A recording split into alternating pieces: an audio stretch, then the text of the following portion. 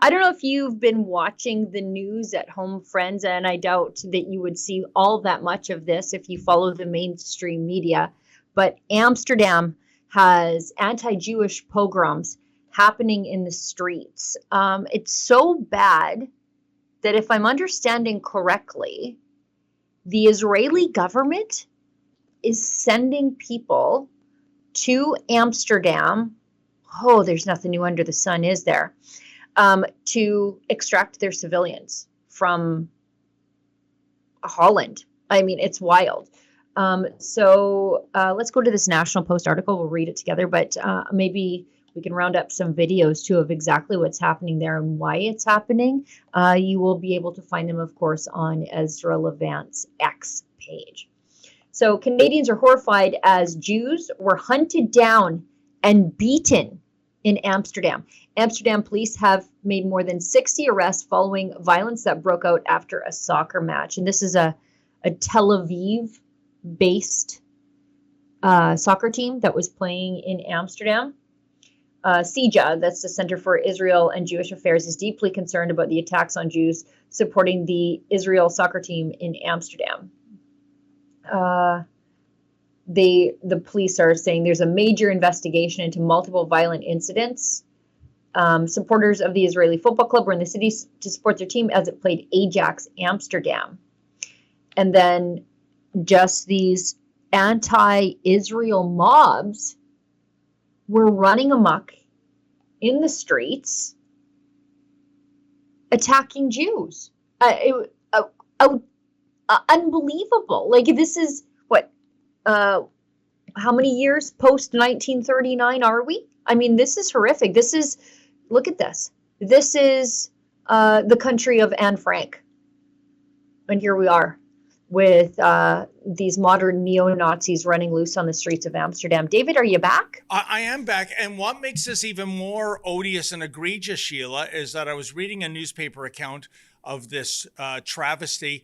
And evidently, the police were taking a hands-off approach because, we don't want to get political. But you know what? When you take a hands-off approach against arresting thugs, you are getting political. That is political. You're not upholding your oath to enforce the law. And I want to make another point, Sheila. It is not as though in Europe, especially, the whole idea of football hooligans is a new thing. It's been a problem for decades. It's not as bad as it was probably at the peak in the 1980s, but the authorities know how to kettle and contain football hooligans when they act badly. And suddenly that template went out the window with the, as I like to call them now, the Hamasholes, who are just running wild in the streets. But Sheila, is it really that unbelievable given what we've seen in our own country, given that we see constant chance for genocide, we see violence, we see vandalism, Jewish schools getting shot up, arson, and the cops go, hey, what do you want us to do, boss? Aside, of course, from arresting peaceful counter-demonstrators and members of the independent press. So we are into a horrible double standard of law enforcement when it comes to dealing with the Islamo-Nazis. This is, I just can't even believe that we're seeing this in the streets of Europe, but this is what mass migration from anti-Semitic parts of the world means. Yep. And I just dropped a news clipping from Euronews. 62 people were arrested. I think it was 5 people were hurt so far. This is the other day, or last night. Dutch Prime Minister has weighed in saying it's completely unacceptable, called the attacks anti-Semitic. You think? It sounds like the reports on Euronews say that Netanyahu, so that's Bibi Netanyahu, Benjamin Netanyahu, the Israeli prime minister, said that he is sending planes to the Netherlands, which would include medical and rescue planes, after he had spoken to the Dutch prime minister. I can't see that where Netanyahu has said that. I think it might have been in a video clip, but it's being reported in multiple sources. I have heard that, Sheila. I saw it initially reported on DW, although it looks like they changed their headline. Oh, no, that's not true. It's in DW, so that's the German press. So they're fairly credible. Says the Israeli Prime Minister Benjamin Netanyahu on Friday ordered 2 planes to be sent to the Netherlands to bring football fans home following violent clashes in Amsterdam. So this is, I suppose, what never again means. When you have to extract Jews and just Jewish soccer fans at this point from Amsterdam in 2024 and extract them back to Israel. And then tell me, if anybody tells me why they're not sure why the state of Israel needs to exist, this is exactly why. Exactly.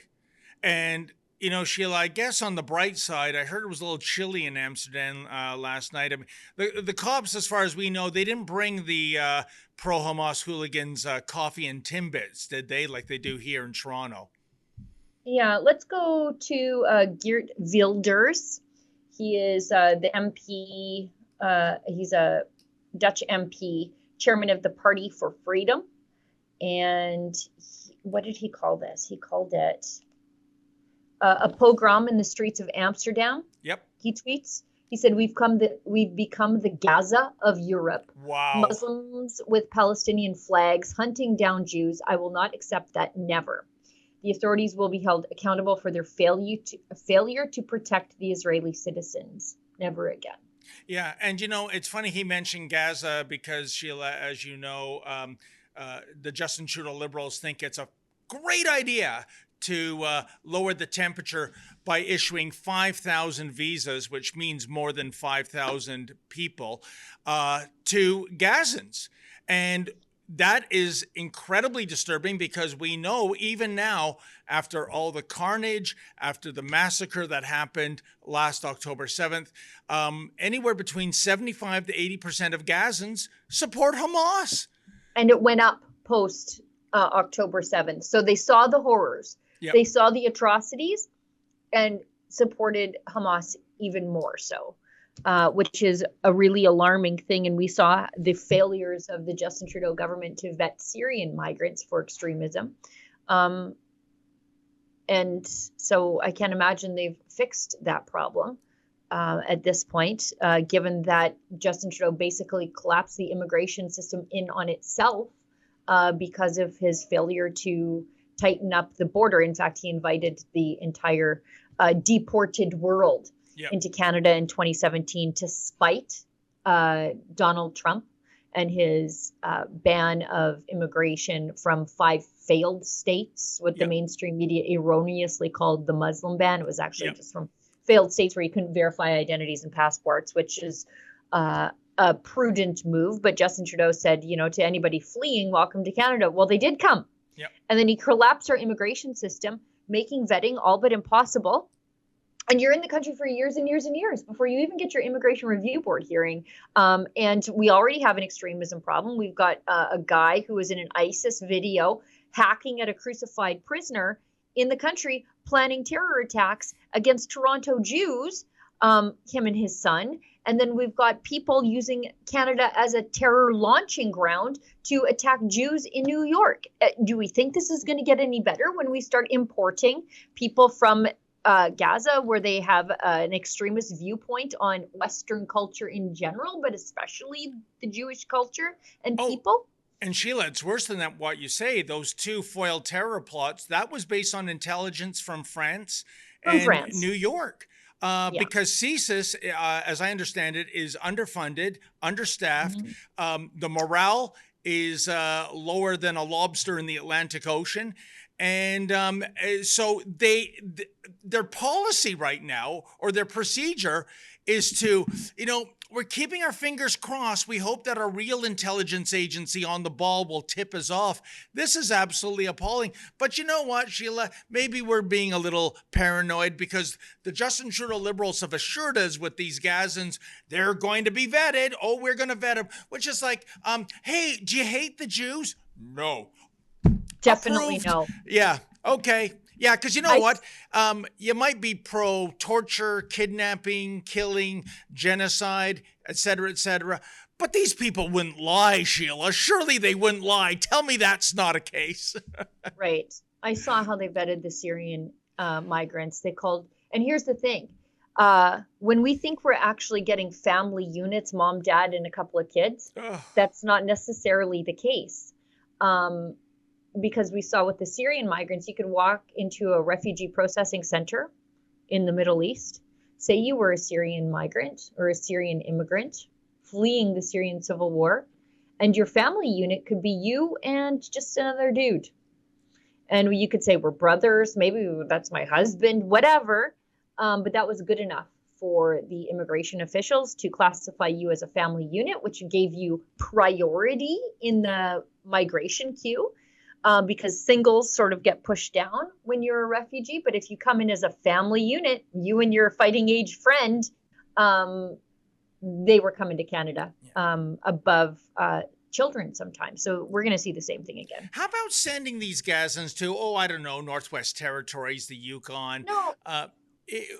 No, because I'll tell you something, Sheila. When I was in January, when I teamed up with our colleague Sid for the Pierre Poilievre presser, we were in Winnipeg in January, which actually I think that day it was colder than the planet Mars.